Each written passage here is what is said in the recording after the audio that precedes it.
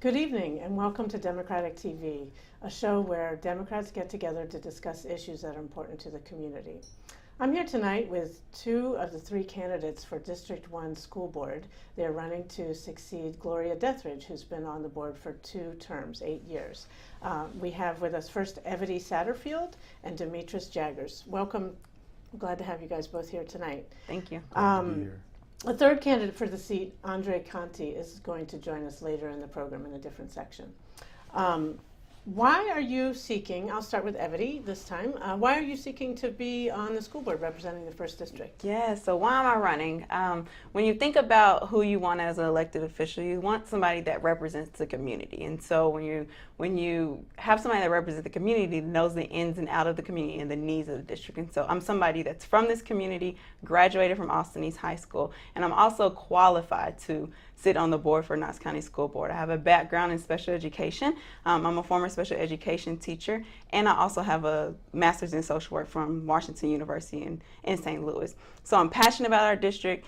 I'm qualified, but I also bring a lot to the table. So when you think about your elected officials also have influence to scale the work that they've already been doing. So I am part of 2 organizations that have served over 1,000 youth in Knoxville. 10th Summit, which is a youth leadership program that serves high schools, and East Knoxville Freedom School, which is a program that serves 1st grade through 8th graders at the moment. So passionate about this district, qualified, and I also bring a lot to the table that we can scale as a Knox County representative for District 1. Okay, thanks, Evetty. How about you, Dametraus? What made you want to run for this position? Sure. So for me, really it's been a path for me. I've spent the last 10 years of my career working in educational institutions, supporting high school students as they transition from high school to college and focusing on issues around diversity and equity. And so I think it fits very well with my work from that perspective, but also working in the community here in Knoxville. As people say, I got to Knoxville as fast as I could. Invested in the community, I live in the community, and I've been involved in several capacities, directly working with youth in education, so working with the Knoxville Area Urban League, National Achievers Society, which works with high school students. I've done some work with Big Brothers Big Sisters, and also currently serve with boards that focus on youth, but I think more importantly, my work currently with high school students, I work with high school students from across Knox County. Our program works with high school students, connect them to their community and understand why it's important for them to be engaged in the community. So as I begin to think about my work with high school students and how I encourage them to be involved, really I began to think about what are other ways that I could be involved and contribute to the community. And so I started going to school board meetings. Started going to MPC meetings, and because of my passion and desire focused on education, after a few school board meetings, I felt like I could be a really strong advocate. And then I think being a parent, I'm a parent of 2 Knox County students, and so having that parent perspective and understanding the challenges and the experiences of parents and students, I think is an important perspective to bring. Okay. One of the things that's been a pressing issue and affecting all districts, but in particular maybe District 1, is this ongoing panel about the disparities in educational outcomes. And the panel's been meeting and they've come up with a bunch of recommendations. And what do you think about those recommendations, and how would you, if elected, Evetty, well, you can take this first. Well, no, maybe it's Dametraus' turn. You can take this first, Dametraus. How would you seek, do you agree with some of the recommendations, and how would you seek to implement them? How would you get the rest of your colleagues on the board to keep pushing forward on that? Sure. Well, I think the recommendations are good. I think that we need to match the support needed from a personnel perspective, but then also funding perspective to make sure that we can successfully implement those recommendations across the district.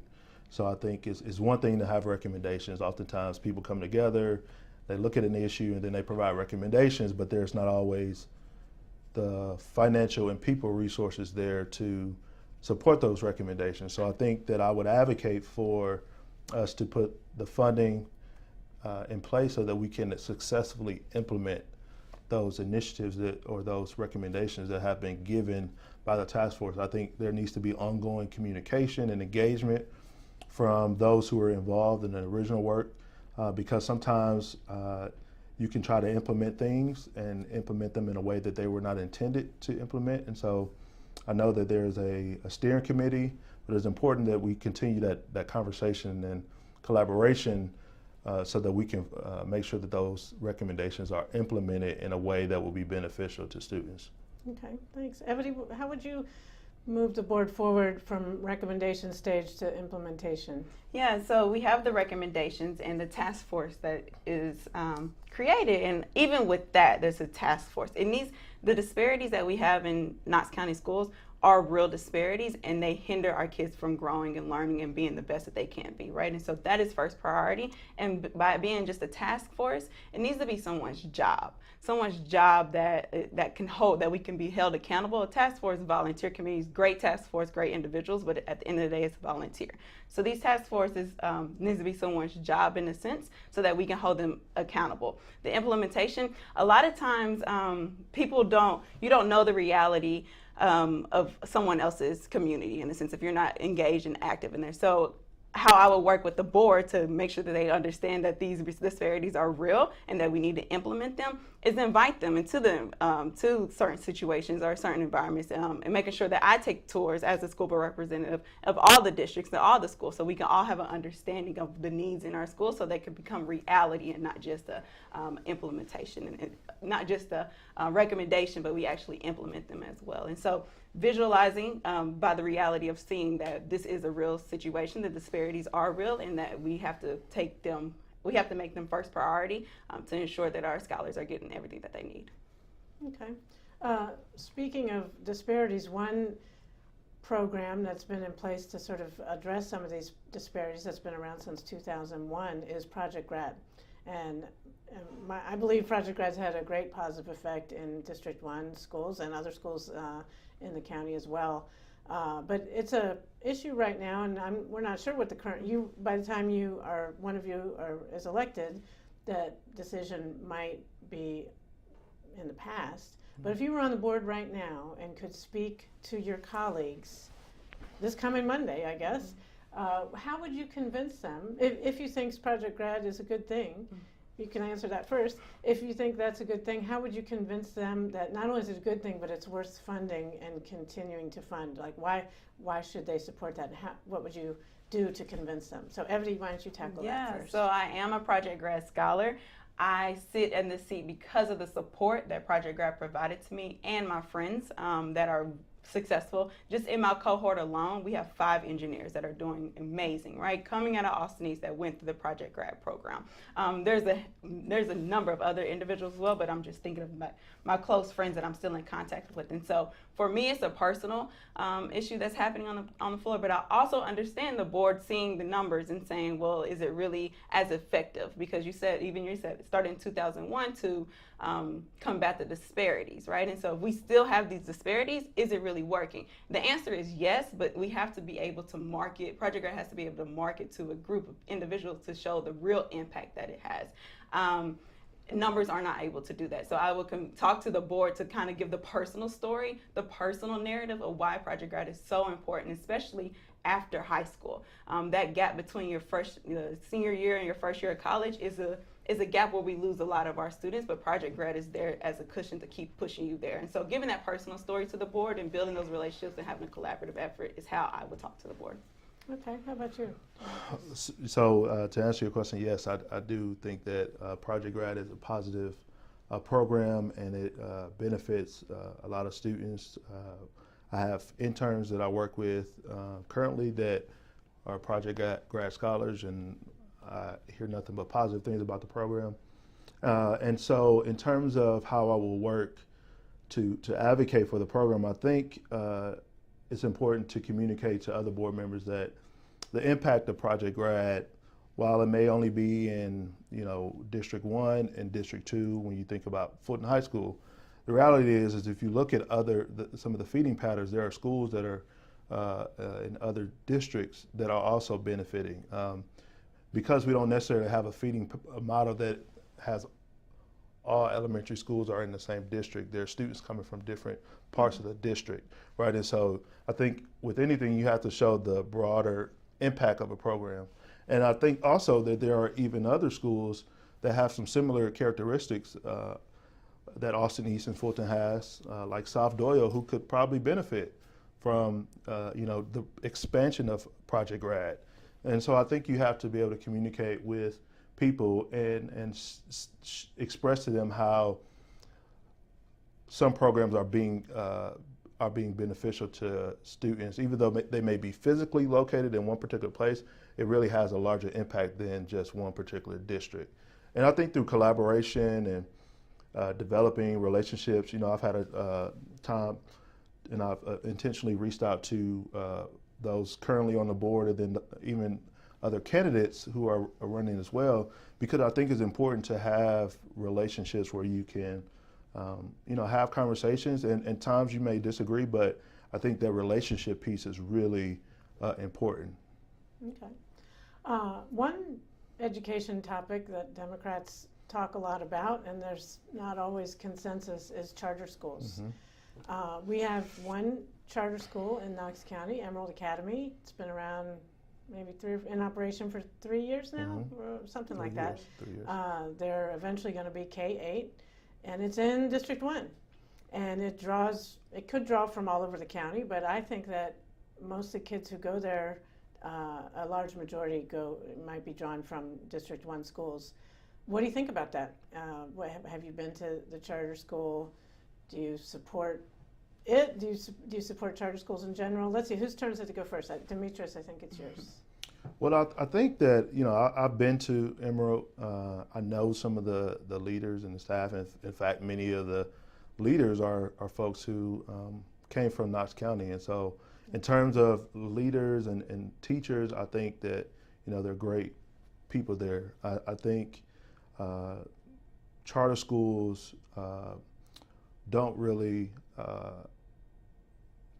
let me back up. So I wouldn't support the growth of charter schools, because I think that we know that in Tennessee, the money follows students. And so anytime that there's a charter in the district, then that's money that could be being spent in a school in the community and is being spent outside of the district. And I think it's detrimental to supporting and addressing some of those disparities that we talk about. So I think in the next school year, I think it'll be about $3 million that Knox County will be filtering funds from school district to mm-hmm. Emerald. And I think that's problematic in the sense that those funds are being redirected outside of the district, and there could be ways that we could use that funding. Are charter schools bad in and of itself? No, but again, I don't think that we can look to charter schools as a way to improve public education. It's not, some might like to think that it's just a silver bullet, and it's just not. There are strategies that are implemented in charter schools that I think if we were able to implement those into public schools, then we could see some benefit. And so that's my perspective on charter schools. Okay. Evetty, what are your thoughts on charter schools generally, and here in Knox County most specifically? Mm-hmm. So my nephew attended Emerald for 2 years and soared academically. We hadn't seen him soar in that way, but it was suggested that it wasn't a good fit for him, for culturally, right? Behavior-wise, he just wasn't a good fit for their structure, right? Mm-hmm. And so my sister came to me she looks to me as someone to give her education advice, and said, do I keep him in Emerald because he's doing really well academically, or do I take him out because he's having disciplinary actions every single day? Wow. And so I had to, for his reasons, I had to sit with that question, and I came to the conclusion of take him out because we don't want him to fall out of love with education. It's about a love for education, and that comes with being in a conducive environment that really celebrates who the child is and their education growth. And so when we think about Emerald specifically, Emerald is in this district, Emerald is a public charter school. I think there's a lot of misinformation out there about who can attend the Emerald and their operations, but Emerald is a public charter school, and they do have to follow Knox County Schools system in a sense, right? There's parents that love Emerald. There's kids that love Emerald. So when we talk bad about a school in a community, that's talking bad about that community and the community that they serve in a sense. So you will never.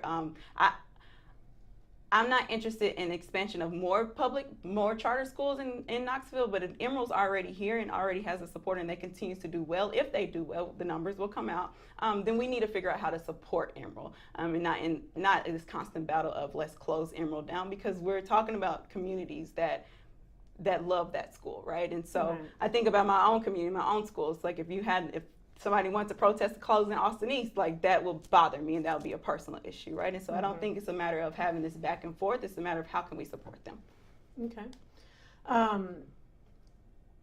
Speaking of supporting kids in general, one issue that affects every school and every district in Knoxville and across the country is the issue of bullying and why it happens and how it can be prevented. And what have you seen either happening now, or what would you bring to the table as a new board member in terms of ideas to expand on our prevention measures and make kids feel more safer and more welcome in District 1 and across the county? Evetty, I think it's your turn to go first. Yeah. So I think bullying, you have to tackle bullying as a community issue.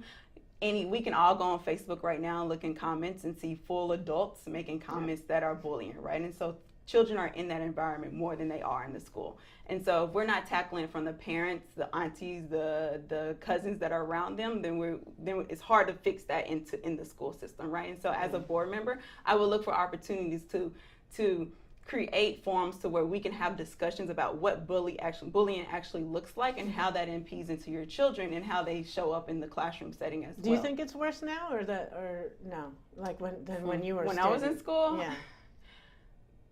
I think that the platform where bullying happens has made it worse, right? And so given social media, the huge impact of social media, that has increased the access to bullying and the visibility of bullying. But bullying has always been around, and it's because we have broken adults, broken society in a sense that hasn't really cultured the love that we need. But that's not school board, that's society issue. Right, but that's right. part of it. You have to tackle the community issue and the parents and everybody involved. Right, and my experience is schools get asked to tackle society problems all the time. That's part of the challenge.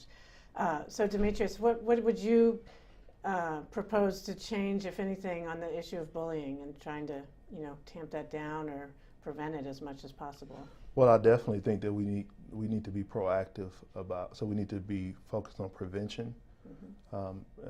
We have to respond to bullying when it happens, but we have to be more proactive in preventing. And so I think Evetty is right. We can't control home environments, but we can relatively control and impact the school environment. So we need to have, whether it's a course or some type of, awareness campaign that we implement where we really tackle the root cause of bullying that we At the school at level? the school level. So, I was talking to one student, and he mentioned bullying as an issue, and some of it is sometimes kids are kind of playing around in the hallway, and there's not an adult around. So how can we make sure that number one, we have folks around and about who can see when they see things, they can address them, because sometimes bullying happens. It doesn't happen right in front of a teacher. But we also need to think about how we implement policy that focuses on creating inclusive environments, because a lot of times bullying happens because of differences, whether it's, my son experienced some racial challenges, as a first grader. So what can we do, right, as a community to communicate to our kids that being different, we need to celebrate our differences. We need to educate our parents. I mean, I think there are ways that we can educate our parents, because if we don't tackle these issues, we're going to have teachers dealing with issues that they shouldn't be dealing with. And so whether that's mental health professionals, I think some kids are just, they're dealing with challenging situations, and so they need somebody to talk to. And so those are some of the things that I think we should focus on. Okay, I think we have time for one more quick question and quick answer from each of you. So research shows that the number one factor in the child's educational outcomes is the quality of teachers. So what would you do to support the teachers who are already teaching in District 1 schools and attract and retain and support new teachers to come to to District 1 and Knox County, but District 1 in particular? Evetty, why don't you take this one first? Okay. Yeah. So even in District 1, quality teachers on top of teachers, quality teachers of color, to be a reflection of the students that we serve. So to support the teachers that are there, listen to their concerns and implement. There's associations out here, Knox County Education Association, that has a lot of concerns and just wants to have the freedom to teach in their classroom, right? And so making sure the policies that we create on the board align with the teachers' needs in a sense. And then recruiting efforts, a lot of times different states, they have opportunities such as residency programs. They also have opportunities as loan forgiveness or teacher credit in a sense to get your master's. And so we have to be innovative and think of different ways that we can retain and recruit teachers, especially teachers of color. That was very quick. Thank you. So, Dametraus, you have sure. So my third priority for my platform is to position Teachers for Success, and I think that's making sure that we're competitive in how we pay our teachers. We need to pay a competitive rate so that we can recruit and retain teachers. We also need to treat teachers as professionals. Teachers need to be involved in culture building and in the leadership of their school. And I think when we treat people like they should be treated, then I think we get what we put in a sense. Okay. Well, you all have both been really, really great. I appreciate your time and best of luck. We're ready for the next segment. Welcome back to Democratic TV. I'm Indya Kincannon, and I'm here with our third candidate for the school board from District 1, Andre Canty. Andre, thanks for being here. Appreciate that. My first question, the same question I asked the other two candidates, is why would you like to be on the school board representing District 1? Yeah, so basically, I'm the current co-chair of the Disparities Educational Outcomes Committee for Knox County Schools. Mm-hmm. So a lot of stuff I want to implement, I talked about it years ago, almost like 5 years ago. So as a mentor or organizer currently with the Highlander Center, and seeing the recent string of violence that's been going on, gun shootings, there's been a link. So some of the people have been killed, some of the people who did the killing, they're all pushed out of school at one time, mm-hmm. right? And I believe that also all these gangs that's been popping up, just gangs in general, was birthed out of poverty and miseducation. So I'm joining and want to run primarily to keep kids out the streets, the jails, and out the grave to prosperity. So basically doing the same thing I'm doing already as an organizer, again, as my capacity as a co-chair, but over policy and budgeting, because I believe a budget is a moral document. So basically just amping up what I'm doing already for our kids, for students, for everybody that's affected by the systems. I want to be that conduit, would be that fighter. That for consciousness to raise awareness, but not as just a speaker, but as a decision maker. Exactly. Yeah. Well, let me ask you this, because I've attended some of the presentations to the board on the disparities in educational outcomes, and there's a lot of agreement. People are like, yes, this is a problem. Right. But then when push comes to shove, not everyone feels like there's the resources to invest in those changes. How would you, as someone who's passionate about that, convince your colleagues on the board, if you're elected, how would you convince someone who thinks that's important but not as important as maintenance budget or teacher salaries in general, that sort of thing? So how would you work with your colleagues if you were elected to convince them of that? Right. So just basically emphasize the fact that this is benefiting our students, right? Pretty much why I believe the most important factor that's going to be benefited from our policies and budgeting. And also will support our teachers too. Right, so I want to put that out in the line too, because a lot of times we talked about the school to prison pipeline, which I'm trying to fight. Mm-hmm. Teachers get demonized for whatever reason, so it's to help everybody out, right? And though it may be perceived that one district that's dealing with this won't be affected in another district, it affects every single kid, every single district in Knox County. I don't separate all that. There shouldn't be any separation. I care about students in South Knoxville and West Knoxville just as East, right? And everybody should be like that, right? It shouldn't be any kind of silos, because we're in this together and we're dealing with 92 schools. So even my decision making is going to be affecting everybody else. So everybody else should feel like that. So I just, even you may not feel it's affecting you, oh, trust me, it is affecting you. If not, it will be. Yeah. So that brings me to a question about how you feel about the best way the school board can support teachers. Because like you said, it is a really hard job. I've been a teacher, and Right. you've had probably educational roles in Yeah. your life. Yeah, It's a really hard job, and maybe it's even harder when some of the students have a lot of problems beyond academic issues that but they bring into the classroom. Right. So what would you propose as a school board member to help teachers in that regard, the current teachers, and even attracting and retaining new teachers and that sort of thing? So I think with current teachers is having them be a part of decision making, right? So not just decision making on policy and contracts, because I do believe in that. So if I get presented with a contract or any kind of recommendation, I'm talking to the teachers first, right? Because I'm not in the classroom all the time, right? So I make that very evident. I'm not in the classroom all the time. They are. So the decision making should be informed, well, I should be informed by them, right?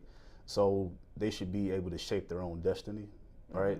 This also goes into the budget. So whatever they feel the needs are, then I'll just say it. Because it won't be just me saying, well, teachers need A, B, and C, because I said it. No, it's because the teachers met with me and we all collectively said, okay, we want this, I'm going to fight for it. So I think one, just having them involved in decision making and not just witnesses but participants. Now it may be more of a state issue, but I always believe that like a student rep, there should be a current teacher rep on there as a non-voting kind of capacity, just to have that on there, because not everybody are teachers on the board. So I think just having that person there from their perspective. Should there be a parent rep too? Isn't that what we're all elected to be? The parent, some parents, yeah. some teachers. I wouldn't mind that either, but at least like I want two students actually, so at least two students and a teacher to have those perspectives, and if that teacher's also a parent, that too, right? Because even though once you leave the school, you're a parent this entire time, So I just think that in terms of retaining, but attracting more teachers, that's going to take not only myself, but my city council counterperson, county commission, both mayors. It's going to take a city and county-wide perspective, because a lot of young people leave because they don't feel there's enough stuff going for them. They don't feel there's a culture for them. And there's also like pay and benefits as well, because I'm a millennial, I'm an old millennial, but they're talking about, not only just salary, but how the sidewalks built, right? How where can I go over the weekends as like a young single professional, that kind of stuff. And Knoxville's mainly for retirees, right? I mean, that's what's being perceived. It was perceived that way. It's perceived that way. I don't feel that way, but that's the narrative that's been put out. So a lot of us leave, and I got so much stuff to do. I mean, I'm here, right? But the attraction for them, Yeah, well, that's super interesting, and I really appreciate the time you've taken to come in here tonight. And I think that the people of the 1st District have some excellent choices among all 3 candidates. So Andre, thank you very much, and appreciate everyone for tuning in tonight to Democratic TV, and we'll be back same time next week with more interesting and informative discussions that Democrats will care about. Thanks so much.